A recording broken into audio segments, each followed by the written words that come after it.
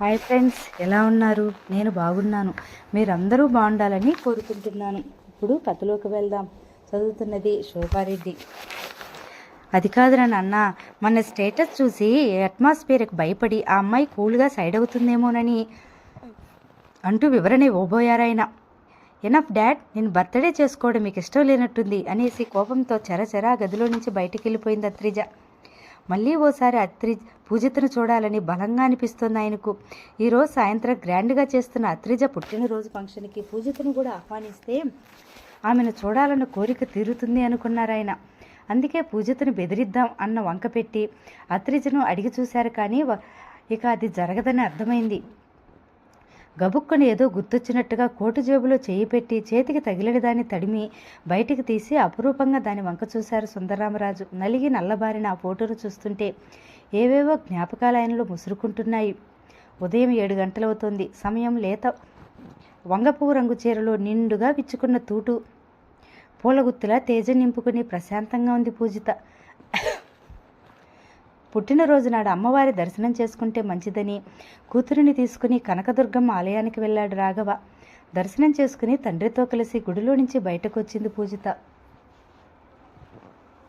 రాఘవ ప్రసాదం తెస్తానంటూ కౌంటర్ వైపు వెళ్ళాడు. తండ్రి కోసం చూస్తూ అద్దాల మండపం వద్ద కూర్చుంది. అటు ఇటు చూస్తున్న ఆమెకు దూరంగా ఓ ఆహార్యం ఆకర్షించినట్టుగా కనిపించింది. పరిశీలనగా చూసిందామె. నిలబడిన రాతిగోడలా కాటన్ చీర కుచ్చులు నిటారుగా ఉంటే రాయంచలా నడిచి వస్తుంది తనూష. ఆమెను చూడగానే పూజిత కళ్ళు ఆనందంతో మెరిశాయి. చకచక ఆమె దగ్గరికెళ్ళి బాగున్నారా అని చిరునవ్వుతో పలకరించింది. తనూష నొసలు చిట్లించి ఎవరన్నట్టుగా చూసి మరుక్షణంలోనే గుర్తుపట్టినట్టుగా చిన్నగా నవ్వి తల ఊపింది. ఆమెకు సుధీర్కి మధ్య ఏదో ఉందన్నది ఆ రోజు ఆర్ట్ గ్యాలరీలోనే అర్థమైంది పూజితకు. అదేంటో క్లారిటీగా తెలుసుకోవాలని సుధీర్ని అడిగితే ఏమీ చెప్పలేదతను. అందుకే దాన్ని ఇప్పుడు తనూష ద్వారా ఎలాగైనా తెలుసుకోవాలనుకుంది. దానికి నాందిగా మీరు మా సుధీర్ అనే క్లాస్మేటా అని అడిగింది పూజిత. గర్భగుడి వైపు నడుస్తూ అవునన్నట్టుగా తలూపింది తనూష. తనూష సుధీర్ల మధ్య ఉన్నది లవ్ స్టోరీనో కాదో తనూష నుంచి తెలుసుకోవడానికి రివర్స్లో వెళ్తే ఎలా ఉంటుంది అని ఆలోచిస్తూ వెంటనే అయితే మా అన్నయ్య చెప్పినట్టు మీరు తనకి లవర్ అన్నమాట అని ఆలోచిస్తున్నట్టుగా అంది పూజిత. నడుస్తున్నదల్లా ఒక్కసారిగా ఆగింది. పూజిత ముఖంలోకి చూస్తూ ఇంకా ఏం చెప్పాడు మీ అన్నయ్య అని సూటిగా చూస్తూ అడిగిందామె. ఇంకా ఏం చెప్పాడు అంటుందంటే ఖచ్చితంగా వీళ్ళిద్దరి మధ్య ఎన్నో జరిగి ఉండాలి. ఇప్పుడు తనూష్కి ఏం చెప్పాడని చెప్పాలి అని అనుకుంటూ దిక్కులు చూసింది. ఇంకేం చెప్పాడు సుధీర్? తను తప్పేం లేదు, అంతా మనోజే చేశాడని చెప్పాడా అని కోపంగా అడిగింది తనూష. ఆమె నోటి వెంట మనోజ్ పేరు వింటూనే కంగుతింది పూజిత. వెంటనే మనోజా అని ఆశ్చర్యంగా అంది. సుధీర్కు మీకు మధ్యలో మనోజ్ ఏంటి అని కుతూహలంగా అడిగింది. నేను లవర్నని చెప్పినవాడు మిగిలినవేం చెప్పలేదా అందామె రోషంగా. ఏం చెప్తే ఏం తంటాను అనుకుంటూ తలడ్డంగా ఊపి అన్నయ్య ఎప్పుడూ అంతే, అన్నీ సగం సగం చెప్తాడు. ప్లీజ్ తనుష, ఏం జరిగిందో వివరంగా చెప్పు అని బతిమాలుతూ అడిగింది పూజిత.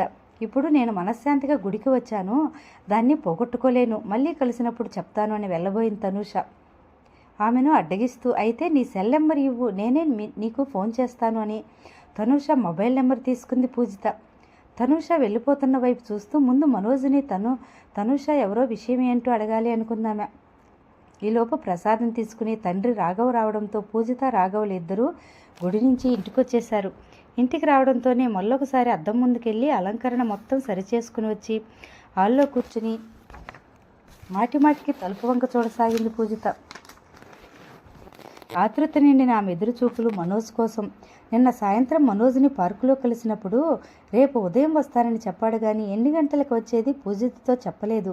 ఆమె మనోజ్ వస్తాడని ఎదురు చూస్తుంటే మనోజ్ నుంచి హఠాత్తుగా ఫోన్ వచ్చింది. సెల్ ఫోన్ పట్టుకుని వరండాలోకి నడుస్తూ తండ్రికి వినపడకుండా ఉండటం కోసం ఫోన్కు చెయ్యడ్డు పెట్టుకుని హలో మనోజ్ అని మెల్లగా అంది. Happy birthday to you my sweet heart, many many returns of the day అని తన్మయత్వంగా శుభాకాంక్షలు చెప్పాడు. అతను చెప్పిన విధానానికి మనసులో మురిసిపోతూ థ్యాంక్ యూ, ఎన్నింటికి వస్తున్నావు అని చిరునవ్వుతో అడిగిందామె. సస్పెన్స్, వెయిట్ అండ్ సీ, ఎదురు చూడడం ఎంత బాగుంటుందో అన్నాడతను. ఓహో, ఎన్నిసార్లు ఎదురు చూశారేంటి ఆత్రం పెళ్ళికొడుకు గారు అని ఉడికించిందామె. లెక్కే లేదు, నచ్చిన అమ్మాయి దొరకాలని ఏళ్ల తరబడి ఎదురు చూస్తున్నాను అన్నాడు. మరి ఇప్పటికైనా దొరికిందా నవ్వును దాచుకుంటూ అడిగింది. నిన్ననే దొరికి మాయమైంది, ఇప్పుడు వెతుక్కోవలసిన అవసరం లేకుండా ఈరోజు మళ్ళీ పుట్టింది నా కోసం అన్నాడు మనోజ్. ఆ మాటలకు పూజిత నవ్వేసింది. అంతలోనే హఠాత్తుగా, అవును నీకు తనూష తెలుసంటగా, ఏంటా స్టోరీ అని ఆతృతగా అడిగింది. తనూషానా? తనూష? తనూష ఏంటి తనూషానా? స్టోరీ నాకు తనూషకు కాదమ్మా, తనూషకు సుధీర్కు. అబ్బా, నా ఉద్దేశం మీ మధ్య స్టోరీ ఉందని కాదు, తనూష నీకెలా తెలుసని. మార్నింగ్ గుళ్ళో తనతో మాట్లాడినప్పటి నుంచి టెన్షన్తో చచ్చిపోతున్నాను. అసలు విషయం ఏంటి చెప్పు అని కుతూహలంగా అడిగింది. మార్నింగ్ మాట్లాడావా? తను ఈ ఊళ్ళోనే ఉంటుందా? వాళ్ళ నాన్నకు ట్రాన్స్ఫర్ అయ్యి వెళ్ళిపోయిందే. అసలు తను నీకెలా పరిచయం అని గబగబా అడిగాడు మనోజ్. ముందు స్టోరీ చెప్పు, ఆ వివరాలు తర్వాత చెప్తానుంది పూజిత. స్టోరీ అంటే నేను సుధీరు తనూష కలిసి చదువుకున్నాం. వాళ్ళిద్దరు లవ్ స్టోరీ 10th క్లాస్ నుంచి ఉంది. కాలేజ్ వచ్చేసరికి అది బాగా ముదిరింది.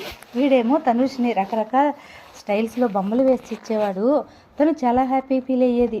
అసలు వీడికి బొమ్మలు వేయడం వచ్చిందే తనూష్ని గీయబట్టి. తర్వాత వాళ్ళ నాన్నకి ట్రాన్స్ఫర్ అయింది. విడిపోతున్నామని ఇద్దరూ బెంగ పెట్టేసుకున్నారు. ఎలాగైనా ధైర్యం చేసి పెద్దవాళ్ళకి చెప్పేద్దామనుకున్నారు. ఓ రోజు సుధీర్ గాడు నన్ను పిలిచి ఓ విషయం చెప్పాడు అని ఊపిరి పీల్చుకోవడానికి ఆగాడు మనోజ్. ఏంటా విషయం ఆరాటంగా అడిగింది పూజిత. ఏముంది, సుధీర్ గాడు వాడి లవ్ విషయం చెప్పేటప్పుడు నన్ను తోడుగా ఉండాలన్నాడు. రేపు మా నాన్న ఊరెళ్తున్నారు, నువ్వు తనూష్ని తీసుకుని మా ఇంటికి వచ్చాయి, అమ్మకి చెప్పేద్దాం. అమ్మకి నేనంటే చాలా ఇష్టం, కాదనదు అన్నాడు. కట్ చేస్తే మర్నాడు తనూష నేను మీ పెదనాన్న ఇంటికి వెళ్ళాం. ఆంటీకి చెప్పేశాం. వాడి బ్యాడ్ లక్. జస్ట్ అప్పుడే అంకుల్ తిరిగి వచ్చేశారు, మమ్మల్ని చూశారు. తనూష్ని చూసి ఎవరని అడిగారు. నేను ధైర్యంగా తనూష సుధీర్లు ప్రేమించుకుంటున్నారని చెప్పేశాను. ఇక ఆయన తిట్టారు చూడు. పాపం తను ఆ బట్టలేంటి, ఆడపిల్లవేనా, ఆ క్రాప్ ఏంటి, ఆ బోసి చెవులేంటి, అబ్బాయిలవేంటి, తిరిగిలేంటి, మీ పేరెంట్స్ నిన్ను ఇలానే పెంచుతున్నారా అంటూ తెగ తిట్టారు అని చెప్పి ఆపాడు మనోజ్. వింటున్న పూజిత ముఖంలో దిగులు కమ్ముకుంది.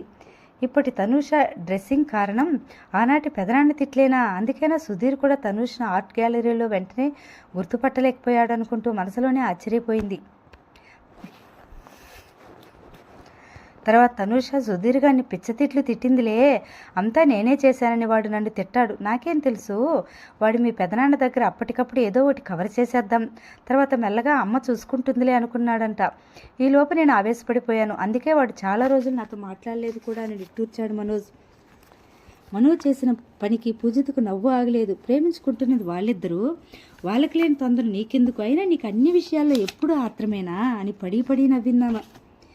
ఇంకా నవ్వుతూనే, సరేలే నీ ఆత్రం ఏమిటి ఇప్పుడు చూస్తాగా, రా వచ్చి మా నాన్నతో నీ ప్రేమ విషయం చెప్పు అంటూ నవ్వుతూనే అంది పూజిత. పూజిత నవ్వుల శబ్దాన్ని సెల్ ఫోన్లోనే మైమరిచి వింటున్నాడు మనోజ్. నవ్వి పొట్ట పట్టుకుంటూ, తనూష సెల్ నెంబర్ మెసేజ్ పెడతాను, వాళ్ళని విడదీసావుగా, నువ్వే కలుపు, నీ పాపం శమిస్తుంది అంటూ ఇంకా ఏదో అనబోయిందామా. ఈలోపు పూజిత అంటూ రాఘవ్ పిలుపు వినిపించింది పూజితకు. సరే ఉంటాను, నాన్న పిలుస్తున్నారు, నువ్వు త్వరగా రా అని కంగారుగా అంది. ఓకే వెయిట్ అండ్ సీ అని ధైర్యంగా చెప్పాడు మనోజ్. బాయ్ అంటూ ఫోన్ కట్ చేసి తనూష మొబైల్ నెంబర్ను మనోజ్కి మెసేజ్ పెట్టింది పూజిత. అప్పుడే అక్కడికి వచ్చిన రాఘవ, పెదనాన్న నీతో మాట్లాడతారంట అంటూ ఆయన ఫోన్ను పూజితకిచ్చాడు. ఫోన్ తీసుకుని చెప్పండి పెదనాన్న అంది పూజిత. పుట్టినరోజు శుభాకాంక్షలు రా పూజిత, ఎప్పుడో నీ చిన్నప్పుడు సెలబ్రేట్ చేశాం పుట్టినరోజును. మీ నాన్న నువ్వు వెంటనే బయలుదేరి మా ఇంటికి వచ్చేయండి, ఇక్కడ పార్టీ చేసుకుందామని హుషారుగా అన్నాడు ఆయన. మనోజ్ను చూస్తే ఇప్పుడు వస్తానన్నాడు, పెదనాన్నేమో వాళ్ళ ఇంటికి రమ్మంటున్నారు, ఏం చెప్పాలా అనుకుంటూ ఒక్క క్షణం ఆలోచనలో పడింది పూజిత. ఏంటి అవతల పెదనాన్న మాట్లాడుతుంటే నువ్వు మౌనంగా ఉంటావేంట్రా, ఏది ఫోన్ ఇటువ్వు అంటూ ఫోన్ తీసుకుని తోడల్లుడు భాస్కర్రావుతో మాట్లాడాడు రాఘవ. ఆ ఫోన్ మాట్లాడడానికి మరుక్షణం నుంచే పెదనాన్నల ఇంటికి వెళ్దాం పదపదమంటూ పూజను తొందర పెట్టాడాయన.